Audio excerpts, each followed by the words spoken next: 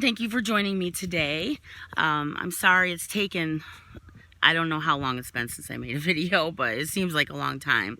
So sorry about that, because I'm trying to get out at least one video a week. I'd love to do more. I've been in the process of finding a place I can stay somewhat permanently because I've been homeless and I've been sleeping on friends' couches, stuff like that, sometimes in my car, but it's all worth it. And so I want to give a shout out praise. My best friend, she invited me to come stay with her, and she had a stroke a few years ago, and I've got history in caregiving. And I always thought all those years that I was taking care of the elderly, especially all the mean ones, and I was really good at helping these people. I always thought God has put me in training to take care of my dad. So I always laughed about that, and I was planning on doing it, and I still plan on helping him. But right now, I needed to be here. God wanted me here for a few reasons. So I told her, I said, all these years I thought I was training, to take care of my dad. And I said, God has a funny way of showing you how much he loves you, because now I get to help you, And I mean, she's got her own aid and everything, but she's only there 8 hours. So it's nice to be able to help her. And her son's living there. And so now, so that's really cool. I just, I see God moving, a lot in my life. So I wanted to share that with you. And I also wanted to talk today. God has pressed it upon my heart to talk about what is happening right now. When I say this, don't believe me. I want you to research it, okay? But right now, there's been a lot of news coverage on unidentified flying objects, and I've been telling people for a while now that they're going to announce aliens, that aliens exist, and they're going to present one. Not sure when they're presenting one, but I believe this summer, might even be this month, that it could possibly happen. So I think we're going to have a blockbuster this summer. So get your popcorn. And I don't know how many people I've ran into that believe that there could possibly be, life out there. How could we be the only life and all this stuff? And it's like, number one, because God created the earth, so you either believe what God says, or you believe what man says, or this world. You have two choices. Creation is no longer something to look upon as being stupid, because I know some people think, how could you believe? You're so naive.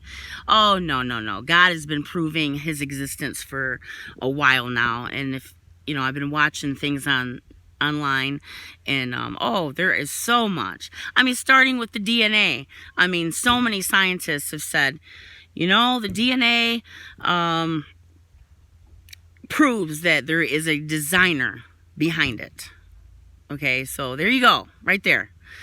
In fact, the first few lines in Genesis explain how we're made. This is, we're made from the dust of the earth. Well, I mean, for the understanding for people back then that didn't understand matter and all this stuff, they didn't understand it, but God did, and God told them, And anyway, so there's so much more. I've been studying creation science for a long time. Thanks to my very first spiritual Christian teacher. God bless her heart. So anyways, I just wanted to get on here and talk about the fact that these aliens are fallen angels. Okay? Get out there, do your research. Read Genesis chapter 6. These are definitely fallen angels. And it's demonic. And bottom line is, it's allowed. God is allowing it to happen so that Bible prophecy will be fulfilled. God, when he says something, he does it. The Bible proves it. History proves it. Okay? But if you're not looking, if you don't want nothing to do with God, I ask you, please, at least look for the evidence before you make a decision, because you're going to have to stand before the Lord. I mean, every knee and tongue will bow and proclaim Jesus Christ as Lord. So it's going to happen.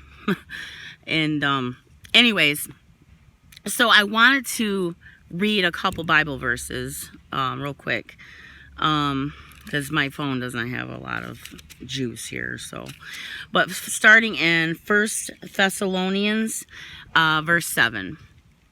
The second chapter of 1 Thessalonians, starting with verse 7. It says, "For the mystery of iniquity doth already work. Only he who now will let until he be taken out of the way." Many theologians believe that's the Holy Spirit, which would be us, right? Us who have the Holy Spirit. "And then shall that wicked be revealed, whom the Lord shall consume with the spirit of his mouth, and shall destroy the brightness of his coming." Right there, we're talking about when God says something, it happens. But okay, the next verse, "Even him who coming after the working of Satan with all power and signs and lying wonders," that's coming, "and with all deceivableness of unrighteousness in them that perish, because they receive not the love of the truth, that they might be saved. And for this cause God shall send them a strong delusion, that they should believe a lie." So this whole alien thing sounds to me like a big delusion. What do you think? Leave in the comment area for that. And then Revelation 3 verse 10. No, somebody's here, so I'm going to have to get on. Verse 10 says, "Because thou hast kept the word of my patience, I also will keep thee from the hour of temptation, which shall come upon the whole world to try them that dwell upon the earth." Okay? If you look up in the Strong's Concordance, it says that this temptation is like testing.